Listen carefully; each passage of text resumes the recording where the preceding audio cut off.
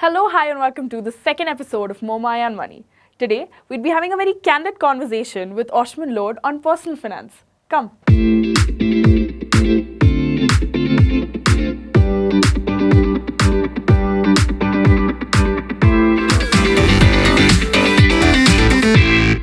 One, क्या था? No, actually, I wanted to add a line. I know investment in. Okay, what is that one moment? I've always been very curious to ask you this. When you realized or you felt that, hey, this is when I have to start investing, I have to take my investing journey seriously. Actually, I didn't realize it late. As soon as I started my career, I got a call from my mother that there is someone you need to talk to and he will help you with your investment journey. Okay. So initially I was quite hesitant. Okay. That I have just started earning, it's time for enjoyment. Okay. But that eventually didn't happen and I was forced to invest. Okay. Okay. And that time my salary was just around 25,000 and my PG cost was around 7,000. So I calculated, okay, I need around 10-11,000 and the entire money was invested into mutual funds. So it's been 8 long years now I have been into investment. Did you feel like I worked really hard for this moment because I'm earning my salary now I'm finally independent, I can like spend on what I always wanted to spend on? Yes, obviously when I was at my student life, I was dreaming of that when I will start making, when I will start earning and I will spend it lavishly, I will go here and there. I will eat in a nice restaurant, but that didn't happen after my student life, but I started investing. So there have been no regrets? No regrets, yes. After seeing the investment, after these many years, which is around like 16 to 17 times, where I have been aggressively investing since last 8 years, because obviously I didn't had any liability even from my family side. So obviously the returns are very high. Okay, wow. Because with our age, what happens is when you get your first salary, you're like, okay, this was the time, like finish your studies, you finished your 10th, you finished your college. Now, like this was the time parents were like, now you can live, nobody will stop you or question you. So that's when we are like, okay, we have money, we get to spend, we deserve to spend. Like that's what comes to my head. So with my first salary, I think it was lesser than, more than what you said, 25, and still I couldn't save. So mine was around 30,000 was what I was earning, my first salary. But even with that, I couldn't save much. Like I couldn't save only. In fact, by the end of the year, one big regret I have is towards the end of the year, I checked my, like the entire year's pay slips and everything, and I realized there was so much money that I could have, like even if I'd saved like 20,000, I would have, that regret was there the first year. So immediately the next year onwards, I started, making sure I take care of my finances. Yeah, see, even when I started investing, my mother said me only one sentence, that rich invest first and spend later. And the poor or the middle class, they spend first, invest later. So that time I was partially convinced, but obviously if you have someone in your life whom you trust, like your mother, your parents, your uncle or anyone. So I think if my mother would have not told me to invest, I wouldn't have done it. But since it was my mother, I trusted her, so I just took a leap of faith and I just connected with her financial advisor and I did it. Yeah, I think that's a good thing you did. Otherwise, I'm been called poor on camera right now. But that is what my mentality was. I feel people of my age, that's usually, I would say, 80% people think like this.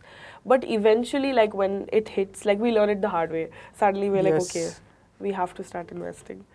So, so through all of this, what's that one challenge that you faced in your investment journey, like throughout? What is that one challenge?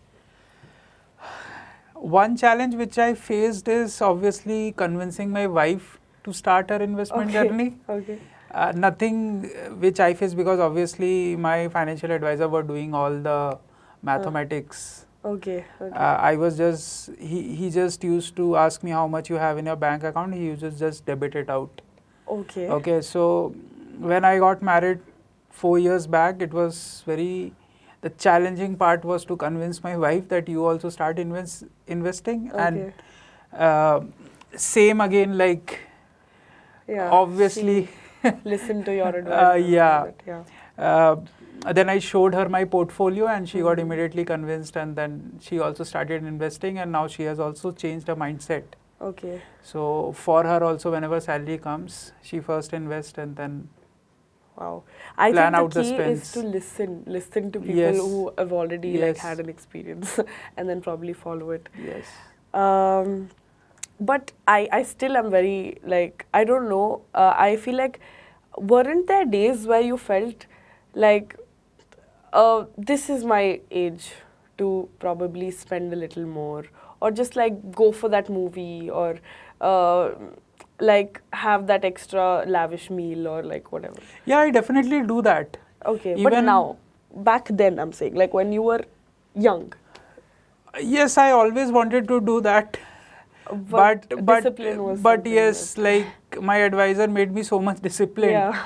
And when I was eventually seeing my portfolio growing, say like 6 months, 7 months, or 1 year down the line, Yeah.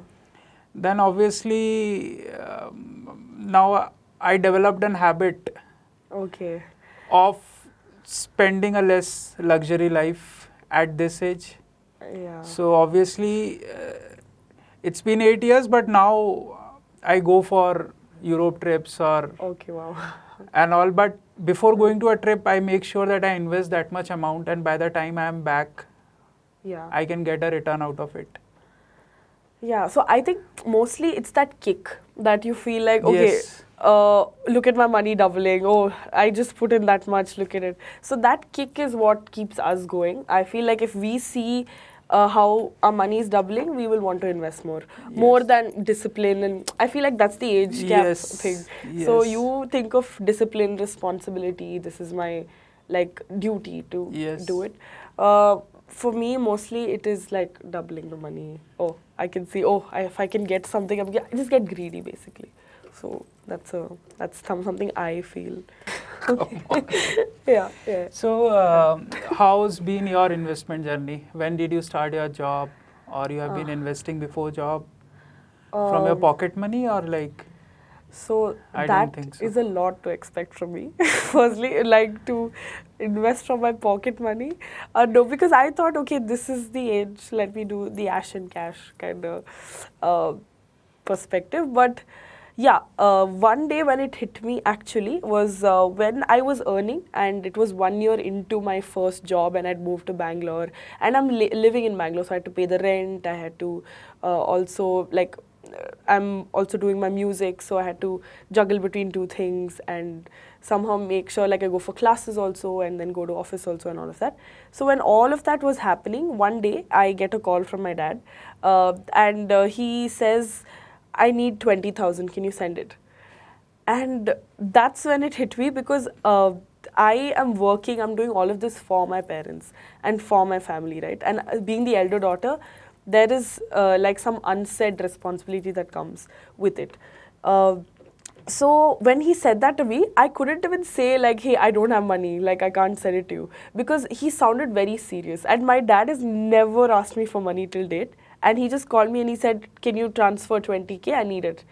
And I got very worried. I was like, I do not have the money and my dad needs it right now. So it was a little tense moment for me, and that's when I realized that shit, if I had just saved, if I'd just made sure, if I'd kept 5K also, like from 30K, 5K every month, I would have had 20K today just to give it to him. Or if I just kept like a recurring deposit or like invested in mutual funds, anything of that sort with my money, I would have been able to help. And then after that call, I got very worried. Then I remember calling my mom and asking if everything's okay at home. Like, why is my dad asking me money? And then she said, everything's good, nothing's wrong. And then after 2 hours of panicking, my dad's called me back. And he said, like, this was just for you to realize that you have to save. Like there can be Oh, wow. yeah, and he just played a prank on me, and that's when I got really worried, and it just gave me a reality check that I have to save. Oh, I thought that Yeah. usually parents, their expectation is when you You are earn. getting your first salary, you will give it to your parents. Yeah, I yeah. believe you didn't do that.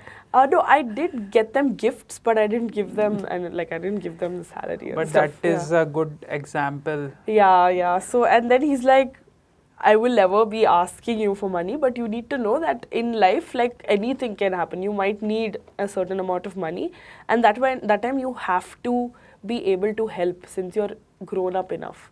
So that's when I realized, like, oh, I have to That's a good save. realization. Yeah, that is. So I started investing, taking my friend's advice. They said that starting with an SIP is very safe, and that's something that you can afford to do right now. Like you can put a Yes. certain amount in, so that in a few months you will be happy with what you've saved in the months. So then I started with 3,000 every month. I started putting it in a certain category of mutual funds, and yeah, ever since then I feel a little more secure. I feel a little bit more safe. Like my dad can call me anytime and I'll be like, hey, I can handle it. I don't ask him for money every month, like I need extra. Everything's in flow. So yeah. Got it. Yeah, that's. But that was a smart move from your dad Yeah, I agree. to Yeah. teach you a lesson. Yes, yes. And he sounded so serious. I was actually scared. I was like, what happened? Did my family go under some crisis or problem? But yeah, so that was a good lesson. I've been very confused as to how to handle my money. So, is there any advice you'd like to give youngsters like us? Definitely. See, there is a smart approach. Yeah. It's for me. Okay. You can take a call on your portfolio. Okay. So what I experienced is, obviously, when I initially started, obviously I didn't had any experience. I didn't know about mutual funds well, type of mutual funds, etc. But I gave the money to my investment advisor, and he started investing it. Okay. I used to just closely observe my portfolio. Okay. There was no recommendations from my side to him. Okay. Obviously, he was very experienced. And with my analytic skills, I just used to analyze my portfolio. Okay. That exactly what type of mutual fund he is buying. And then doing a little bit of research about that portfolio. What's the company, how it is doing, etc. and all. So first 3-4 years, I just observed my account, knowing about the portfolios. And later on, after seeing a substantial growth, last 2-3 years, now I won't say I'm an expert, but now I've understood by doing some research and just doing a paper type of transaction. Paper transaction means a virtual that, okay, I'm buying this portfolio virtually on a piece of paper and just expecting a growth. And out of like choosing portfolios like that for 4-5 times, I was successful around sometimes 4 and sometimes 5 out of 5 times. Okay, wow. So just doing a research. So obviously I learned from him. Okay. And then now I have taken control over my portfolio 30-35%. Obviously, because I have to respect that person as well. That is his bread and butter as well. Yeah. So he is happy, I am happy. Yeah, and he's doing much more of a detailed analysis of things. Yes. Yeah. So that's how I learned. So I would highly recommend that initially you should not go by yourself. You should go with an expert and then use your analytic skills to understand what you should do and experiment at a small scale and then slowly take over your portfolio. Okay, that's great advice. I think I'll have to find someone who, or like some place that will guide me for me, you know. See, learning is very important and please continue doing that. Yeah. Okay.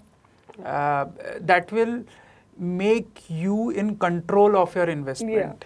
Okay. But always have a helping hand or an expert. That expert should act as a catalyst in your life or in your investment portfolio.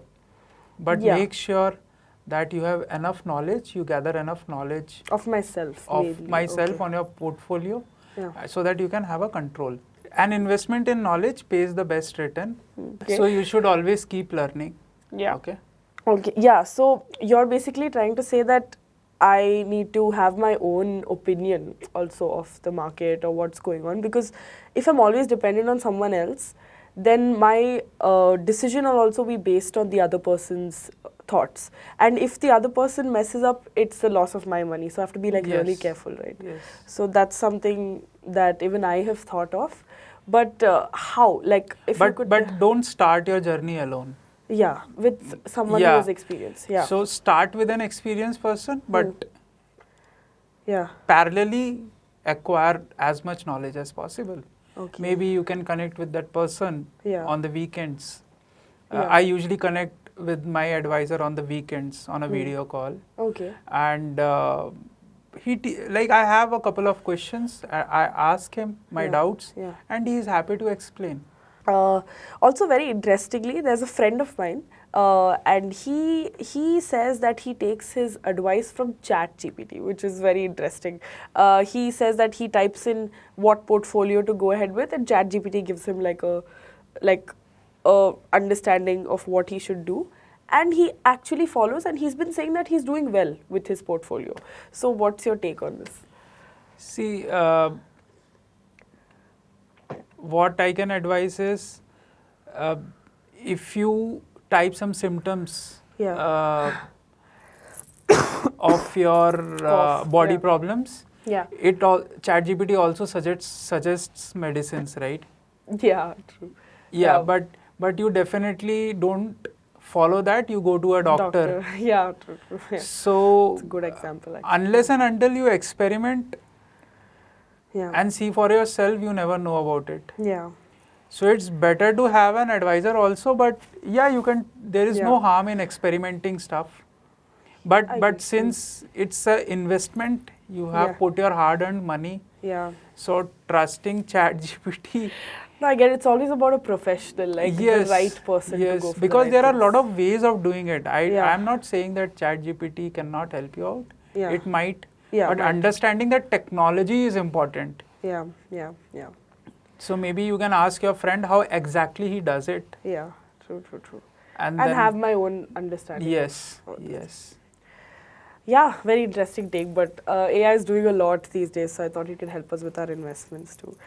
So what's your end goal? Like, how much do you think is enough money? Like, when do you feel like, okay, I have reached my best life and I'm happy and satisfied finally? See, I am already happy and satisfied by seeing my returns. Oh, wow. Okay. But there is no limit to it. Greed is one. Yes. And I'm very greedy. Okay. Yeah. So I think you should be greedy with money. Yes. Yeah. Because if you are greedy with money, obviously you have a hunger to learn. Yeah. Oh, yeah. And then you learn more. Yes. And then you earn more. Yeah. So there is no limit from my side. Okay. As long as India's market is growing, I will keep investing. Wow.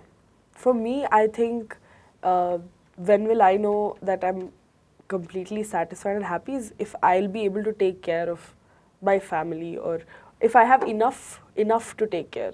So I think nowadays this roti kapda makan is not really the truth, right? Like, you need more of that. You need your wants to be fulfilled to be able to be happy. And at the end of the day, mental health is something that's the key to a happier or a comfortable life. And for that, I think money is what you need at the end of the day. So saving right and investing right is the only way to make sure you get that, I guess. So, yes. Yeah. And one really interesting thing is my first investment, like I told you, this is just the magic of mutual funds or SIPs, is that my grandpa, when I was young, when I was 13 years old, he had put in 2,000 in a children's fund, just 2,000. And now, when I see, along with my other investments in my portfolio, that same mutual fund investment that was made, right now is 16 times 2,000. I know I have that much money, so that I can save up more. Similar story is Yeah. with my parents as well. Okay. My mother, when she started her career, she didn't had any mutual funds that time, but Okay. She definitely invested in stocks. Okay. So that time she bought some very good stocks, Okay. which now exactly The where the values, stock yes, market yes. is. Yeah. And so obviously that was also one of the motivation that why you should invest. Yeah. It's just wow, like it's incredible to see how the money can like So now my multiply. mother has more digital assets Then yeah. than these properties and all, houses. Okay. So it's a smarter way of Yes, like and looking at currently things. like our generation, rather than buying a house, I feel like even in like if I talk about my circle of friends, they are mostly building digital assets. Okay. Either mutual funds, stocks, or having a successful YouTube channel where Yeah. you can generate steady income, or having a good website where you can make more money out of it. Yeah. So I real believe estate and everything yes, is the gone. generation is changing. Rather than buying houses, Yeah. It's more of more investing. of having digital assets, because selling a house is again, it either you can sell it out any moment or it takes some time. Yeah. Right. Obviously, what we have seen in our experience in so many years, property rates have always been up. Yeah. But yes, now our generation is focusing more on digital assets rather than these properties. Yeah. Obviously, like see, if your parents have not built any houses, then obviously our generation is trying to fulfill that dream of having their parents Yeah. and himself herself. But if your parents have sufficient properties, then better you should invest in digital funds, because no matter where you go, it follows with you. Yeah. You can sell it anytime you want and get the money back to your bank account. Yeah, and with these apps and all of that coming in, it's become so easy to invest.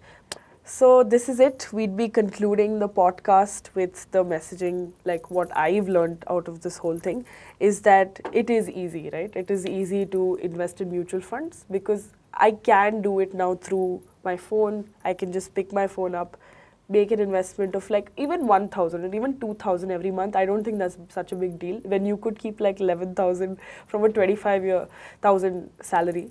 I can easily like keep in 2,000 or 3,000, and that's not such a big loss. I think that same money can be invested, and that's just going to give me like my money will be making money, and I think that's the best thing I can do. Yes, see, mutual funds are for retail investors only. Okay. These are for those people who cannot follow the market, right? Every day, every time.